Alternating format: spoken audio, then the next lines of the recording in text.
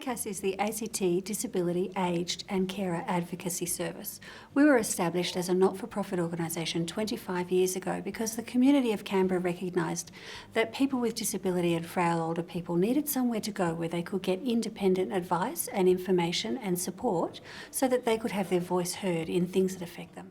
I grew up with a sister with a disability and have watched her be treated very differently.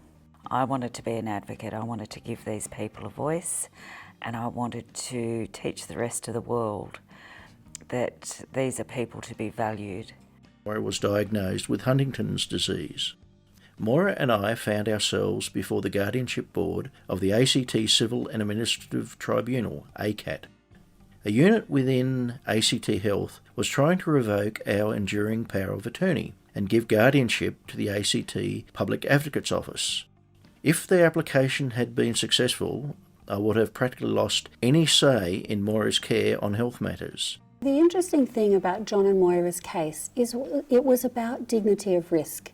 John and Moira had lived in their community for a long time, and they had decided it was okay for Moira to go for a walk out of her home and things like that.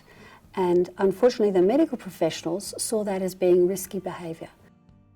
We agreed for an occupational therapist to carry out safety assessment of our home. Over a few months, a social worker and psychiatrist began demanding a level of care to the point where Moira's independence and freedom was being severely eroded. Values is a real issue because people tend to not value people if they make certain preconceptions. People still are expert in their own stories. And so it's giving them an opportunity to be heard and to challenge those preconceptions. So as advocates, what we do is only speak up for a person or represent them when they're unable to speak up for themselves. When I graduated, I went off to work in a law firm. And then after doing that for a while, I actually really missed the community sector and decided to come back to this position at ADACAS.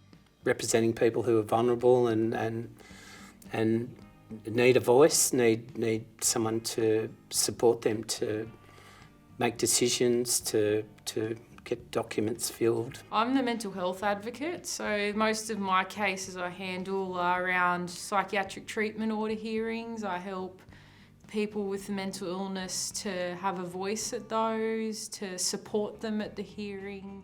It's not just about winning and losing.